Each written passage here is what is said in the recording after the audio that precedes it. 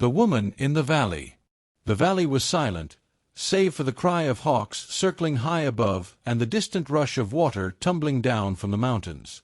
It was a place untouched, half forgotten by the townsfolk who lived 20 miles away. Few dared to travel there. Its reputation was one of wilderness, remoteness, and eerie isolation. But for Sarah Whitfield, this valley was home. She had lived there for 17 years, tending a small cabin her late father had built with his hands. The cabin was weather-worn, its logs darkened by wind and storm, but it stood sturdy, defiant against the years. Around it stretched her garden, fenced in with sticks she cut and tied herself, a little field where she grew potatoes and beans, and the goats that gave her milk and wool. Sarah was not old, not by any measure. She was 35, but life had carved lines of strength into her face. Her eyes, still bright green, carried a loneliness so deep it often frightened her when she caught her reflection in the stream. She had been only 18 when tragedy struck. Outlaws raided their ranch, killing her father and brothers. She and her mother fled to the mountains. Years later, her mother had grown ill and passed away, leaving Sarah alone in a world that seemed to have forgotten her. 17 years without seeing a man. Without hearing a male voice, except in half-remembered dreams. Without the comfort of company, or the weight of an arm around her shoulders. That morning, she was cutting wood when her goats bleated wildly. At first, she thought it was a wolf. She grabbed her father's old rifle and rushed to the pen. But what she saw froze her. A man. He stood by the fence, tall and broad-shouldered, his hat pulled low over his brow. His horse pawed the ground beside him, nostrils steaming. His boots were caked with dust, his duster coat torn at the sleeve. He looked like he had ridden for days. Sarah's heart slammed in her chest. For 17 years she had imagined this moment, wondered if she would scream, faint, or run. Instead, her voice cracked out hoarse and weary. "Who are you?" The man turned slowly, his hand resting on the reins. His face was tanned, worn, but there was a gentleness in his eyes that made her grip on the rifle tremble. "Name's Daniel Carter," he said. "Cowboy. Been ridin' these parts, lookin' for pasture. Didn't expect to find anyone." Sarah lowered the rifle, though she did not let go. Her lips moved before she thought. "I haven't seen a man in 17 years," she whispered.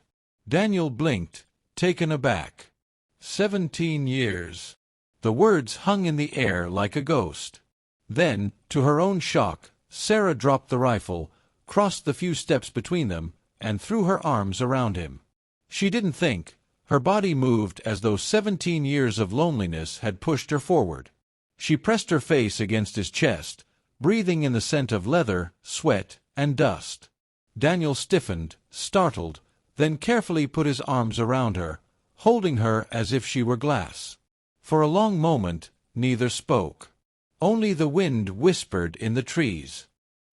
Over the next hours, Sarah sat Daniel down by the fire, served him goat's milk and bread from her oven, and listened to his story. He was 40, a widower, a cowboy who had drifted from ranch to ranch. He had no children, no ties, just his horse and the road. He had come into the valley by accident, searching for grass and water. But his eyes lingered on her, and Sarah felt it, something unspoken, an understanding born of two lonely souls meeting at last. That night, when Daniel slept in the loft, Sarah lay awake below, staring at the rafters. She pressed a hand to her chest, where her heart still thundered. She hadn't meant to hug him like that. But when she had, something inside her had broken wide open. 17 years without a man. Then one appears at her fence. It felt like Providence. And in the flicker of the firelight, Sarah knew one thing. She didn't want him to leave. The cowboy's promise. Sarah awoke to the sound of an axe striking wood. She lay still for a moment on her straw mattress, listening. The rhythm was steady, purposeful. It took her a moment to remember. She was no longer alone. For 17 years, the only sounds in the morning had been the cries of birds or the bleating of her goats. Now, there was the sound of a man. She rose quickly, braiding her hair with clumsy fingers. Her heart was already racing. She didn't want to appear foolish before him, though she told herself she shouldn't care. She was a grown woman, hardened by years of solitude, a woman who had long ago stopped worrying about appearances. And yet, as she splashed cold water on her face from the basin, she felt almost like a girl again. When she stepped outside, she saw him in the field. Daniel's broad back moved in time with the swing of the axe, his shirt clinging damp with sweat.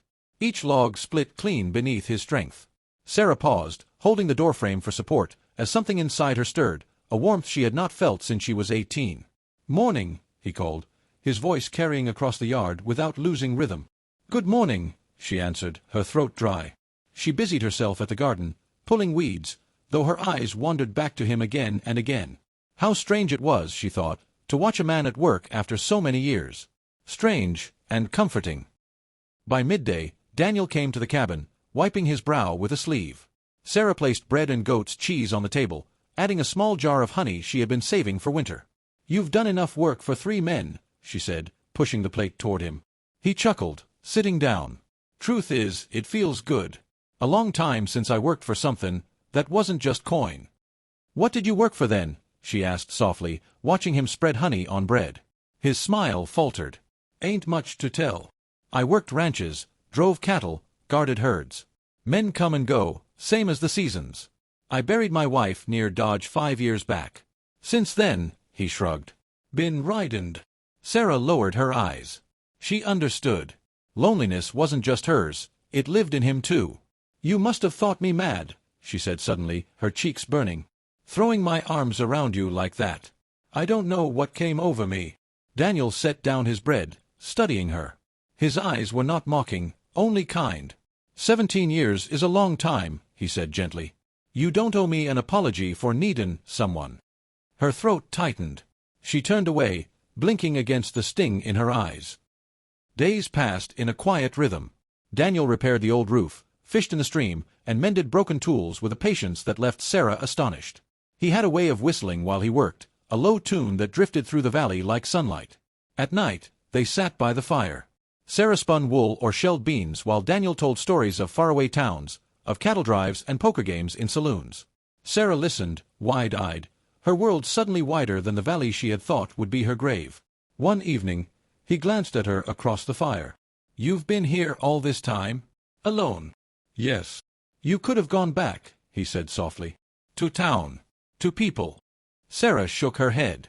"After my father and brothers died, after my mother passed, I felt safer here. I thought if I stayed hidden, the world couldn't hurt me again." Daniel nodded slowly. "World can be cruel, sure enough. But it can be kind too. Sometimes we just gotta give it the chance." Their eyes met, and Sarah felt her chest ache. It was near the end of the second week when her fear surfaced. She found him saddling his horse one morning, tightening the strap with practiced hands. Her heart seized. "You're leaving." The words spilled out before she could stop them. He looked up, surprised. "Leavin'?" "No. Just checkin' the saddle, she's been squeakin'. I thought I'd ride out to the ridge, see if there's more pasture for your goats." Sarah's knees weakened with relief. She laughed nervously, pressing a hand to her mouth. "Forgive me. I thought you were going." Daniel stepped closer, his hand brushing her arm. "Sarah, I ain't leavin' unless you tell me to." She looked up into his eyes. "Why would you stay? You've got no reason." He searched her face. "Maybe I found one." The air between them stilled. Sarah's lips parted, but no words came. That night, she could not sleep. She lay staring at the rafters, her heart pounding with thoughts she had never dared allow before. She longed for his presence, not just his work or his stories, but him. His laughter, his steady gaze, the way he treated her not as a ghost of the past but as a woman of today.